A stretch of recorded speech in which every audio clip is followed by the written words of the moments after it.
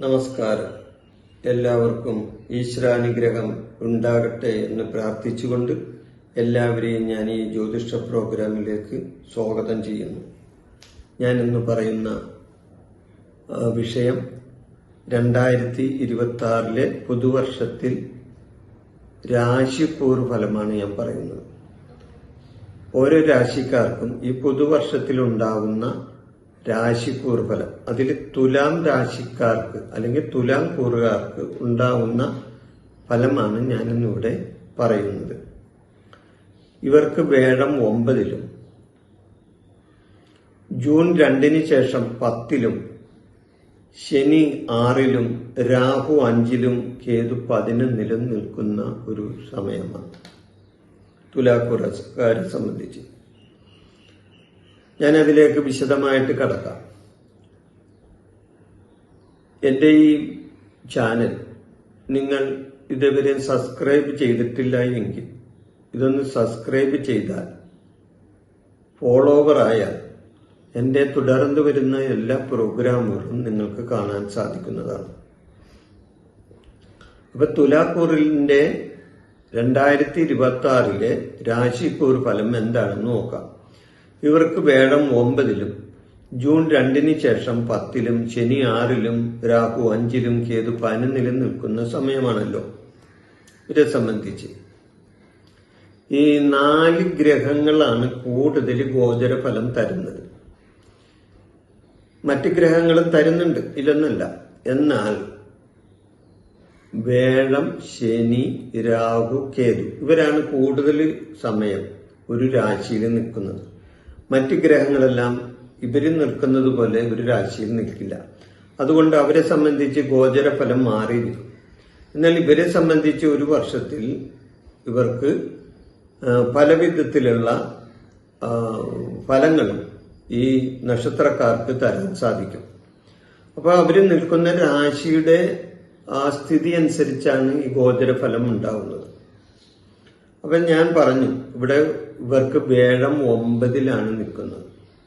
അപ്പൊ വേഴം 9 എന്ന് പറഞ്ഞാൽ എന്താണ്? 9 ഭാഗ്യസ്ഥാനമാണ്. അപ്പൊ സർവേശ്വര ഗ്രഹമാണ് വേഴം. ആ സർവേശ്വര ഗ്രഹം 9-ലാണ്. 9 എന്ന് പറഞ്ഞാൽ ഭാഗ്യസ്ഥാനത്ത് നിൽക്കുകയാണ്. വേഴം സർവേശ്വര ഗ്രഹം മാത്രമല്ല, ധനകാരകൻ കൂടിയാണ്. നമുക്ക് ധനത്തെ ഉണ്ടാക്കി തന്നെ ആളും കൂടിയാണ്.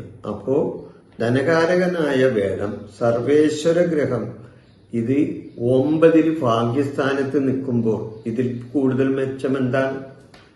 തീർച്ചയായിട്ടും 2026 തുടക്കത്തിൽ തന്നെ ഇവരെ സംബന്ധിച്ച് വേഴത്തിന്റെ ആനുകൂല്യത്താൽ ഇവർക്ക് ഗുണാനുഭവങ്ങൾ കൂടുതൽ കിട്ടുന്ന ഒരു നല്ല വർഷമായിരിക്കും, അല്ലേ?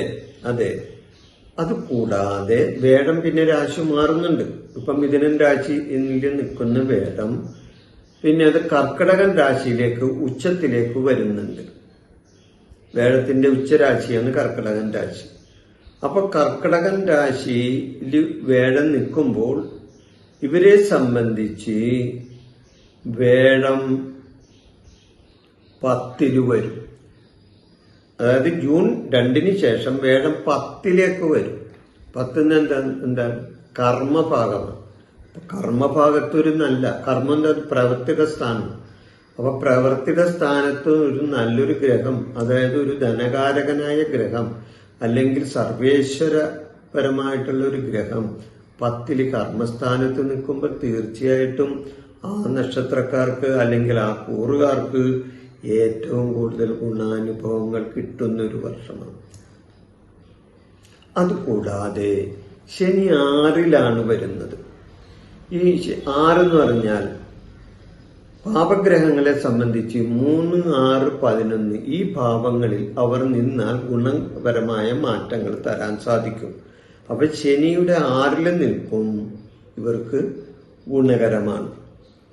എന്നാൽ രാഹു 5-ലും കേതു 11-ലും നിൽക്കുന്നത് അത്ര ഗുണകരമല്ല. എന്നിരുന്നാലും ഈ മറ്റ് ഗ്രഹങ്ങളുടെ, പ്രത്യേകിച്ച് വേദഗ്രഹത്തിന്റെ നിൽപ്പനുസരിച്ച് ഈ രാഹുവിൻ്റെയും അല്ലെങ്കിൽ കേതുവിൻ്റെയും ദോഷാനുഭവങ്ങളെ ഇവർക്ക് തടയാൻ സാധിക്കും. അപ്പോൾ വേഴം പ്രസാദിച്ചാൽ മറ്റ് ഗ്രഹങ്ങളും പ്രസാദിക്കുമെന്നാണ് അർത്ഥം. അപ്പൊ തീർച്ചയായിട്ടും വേഴം നല്ല സ്ഥാനത്ത് നിൽക്കുമ്പോൾ മറ്റ് രാശികളിലെ മറ്റ് ഗ്രഹങ്ങൾക്കും വേഴത്തിന്റെ ആ ഒരു അനുഗ്രഹം കിട്ടാനും സാധ്യത ഉണ്ട്. ഇവിടെ 2026 തുലാം രാശിക്കാർക്ക് മൊത്തം നോക്കുമ്പോൾ ഒരു നല്ല വർഷമായിരിക്കുമെന്ന് ഞാൻ പറഞ്ഞു കഴിഞ്ഞു. ജീവിതത്തിന്റെ പല മേഖലകളിലും ഇവരെ സംബന്ധിച്ച് വളർച്ചയും ഉയർച്ചയും പുരോഗതിയും വന്നു ചേരുന്ന ഒരു വർഷമാണ് ഇവരെ സംബന്ധിച്ച്. വേഴഗ്രഹത്തിന്റെ സ്വാധീനം മൂലം നിങ്ങളുടെ ജീവിതം സൗഭാഗ്യപൂർണമാകുന്ന ഒരു വർഷമാണ് 2026. പുതിയ ഉയരങ്ങളിൽ ചെന്നെത്താനും നഷ്ടപ്പെട്ടത് ഇവർക്ക് തിരിച്ചു കിട്ടാനും പറ്റിയ ഒരു വർഷമാണ് ഇവരെ സംബന്ധിച്ച്. തള്ളിപ്പറഞ്ഞവർ അംഗീകരിക്കുന്ന ഒരു വർഷമാണ്. ഇവരെ ഉപേക്ഷിച്ചു പോയ ആൾക്കാരുണ്ട്, ഇവരെ തള്ളിപ്പറഞ്ഞു പോയവരുണ്ട്.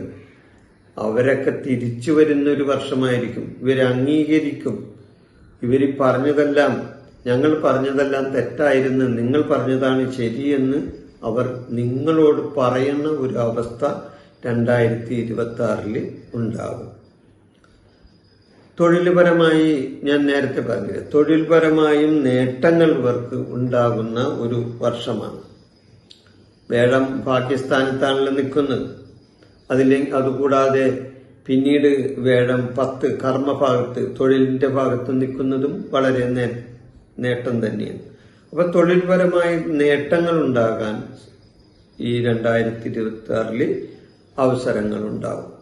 നിങ്ങളുടെ കഠിനാധ്വാനവും സമർപ്പണവും വഴി വലിയ നേട്ടങ്ങൾ തന്നെ നിങ്ങളെ കാത്തിരിക്കുന്നുണ്ട്. അതായത് നിങ്ങളുടെ കഠിനാധ്വാനമായിട്ടുള്ള പ്രയത്ന സമർപ്പണ ബോധത്തോടെയുള്ള കാര്യങ്ങൾ ചെയ്യുന്നത് ഒരു സമർപ്പണത്തോടുകൂടി ചെയ്യുക, ആത്മവിശ്വാസത്തോടുകൂടി ചെയ്താലൊക്കെ നല്ല നേട്ടങ്ങൾ, സാമ്പത്തികമായി ഉയർച്ചകൾ എല്ലാം ഈ 2026 നിങ്ങൾക്ക് കിട്ടുന്നതാണ്.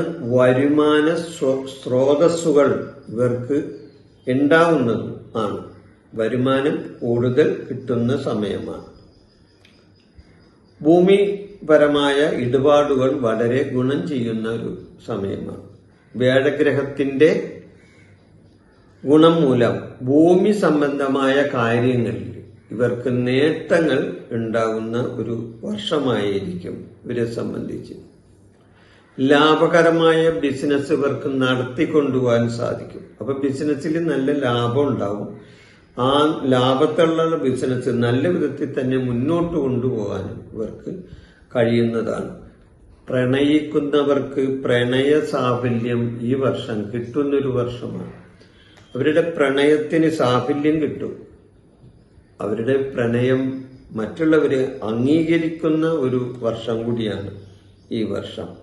മംഗളകർമ്മങ്ങൾ നടക്കുന്നൊരു വർഷമാണ്. ഇവരെ സംബന്ധിച്ച്, ഈ തുലാം രാശിക്കാരെ സംബന്ധിച്ച് അല്ലെങ്കിൽ തുലാം കൂറുകാരെ സംബന്ധിച്ച് മംഗളകരമായ കാര്യങ്ങൾ, മംഗളകർമ്മങ്ങൾ ഇവർക്ക് നടക്കാനും അല്ലെങ്കിൽ ഇവരുടെ കുടുംബത്തിൽ അത് നടന്നു പോകാനും, അതായത് മംഗളകർമ്മങ്ങൾ നടക്കാനും സാധ്യത കൂടുതലായി കാണുന്നുണ്ട്. മംഗളപരമായ കാര്യങ്ങൾ ഇവരുടെ കുടുംബങ്ങളിൽ നടക്കും. അതായത് വിവാഹം പോലുള്ള മംഗളപരമായ കാര്യങ്ങൾ നടക്കും. വിദ്യാർത്ഥികളെ സംബന്ധിച്ച് വിജയം ഉണ്ടാകുന്ന ഒരു വർഷമാണ്. അവർ മത്സര പരീക്ഷകളിലൊക്കെ ഉയർന്ന മാർക്ക് നേടാൻ ഇവരെ സംബന്ധിച്ച് കഴിയുന്നതാണ്. നന്നായി നല്ലപോലെ പഠിക്കാനുള്ള ഉണർവും ഉത്സാഹവും ഇവർക്ക് ഉണ്ടാകുന്ന ഒരു വർഷമാണ്. ദൂരയാത്രകൾ ഉണ്ടാകും. യാത്രകൾ ശുഭകരമായി ഇരിക്കുകയും ചെയ്യും. വളരെ അകലേക്ക് യാത്ര ചെയ്യാനും അങ്ങനെ പോകുന്ന യാത്രകൾ വളരെയധികം ശുഭകരമാകാനും ഈ 2026 അവസരങ്ങൾ വരുന്നതാണ്. ആരോഗ്യം പൊതുവെ തൃപ്തികരമാണ്. ഇവരെ സംബന്ധിച്ച് ആരോഗ്യ കാര്യത്തിൽ അധികം പ്രശ്നങ്ങൾ ഉണ്ടാകില്ല. അപ്പോൾ അതുകൊണ്ട് ആരോഗ്യ കാര്യങ്ങളിൽ ഇവർക്ക് മനസ്സിന് പ്രയാസങ്ങളൊന്നും ഉണ്ടാകില്ല. ആരോഗ്യത്തെപ്പറ്റി ചിന്തിച്ച് വഴിപാടുകൾ കഴിക്കുന്നത് വളരെ നല്ലതാണ്. ഏതെങ്കിലും വിധത്തിൽ ദോഷാനുഭവങ്ങൾ ഇവർക്ക് ഉണ്ടായാൽ വഴിപാട് നടത്തി അതിലൂടെ മോചനം നേടാനും ഇവർക്ക് കഴിയും. അപ്പൊ ഞാനിവിടെ പറഞ്ഞ തുലാൻ രാശിക്കാരുടെ 2026 രാശിക്കൂറ് ഫലമാണ് ഞാനിവിടെ പറഞ്ഞത്. ഈ രാശിക്കൂറ് ഫലം ഞാനിവിടെ നിർത്തുന്നു. എല്ലാവർക്കും ഈശ്വരാനുഗ്രഹം ഉണ്ടാകട്ടെ എന്ന് പ്രാർത്ഥിക്കുന്നു. ഇനി അടുത്ത ഒരു വീഡിയോയിൽ വരുന്നതുവരെ നിങ്ങൾക്ക് നന്ദി, നമസ്കാരം. എൻ്റെ ഈ ജ്യോതിഷ പ്രോഗ്രാം നിങ്ങൾക്ക് ഇഷ്ടപ്പെട്ടാൽ ഇത് സബ്സ്ക്രൈബ് ചെയ്യാനും ലൈക്ക് ചെയ്യാനും ബെൽ ബട്ടൺ അമർത്താനും മറക്കരുത്.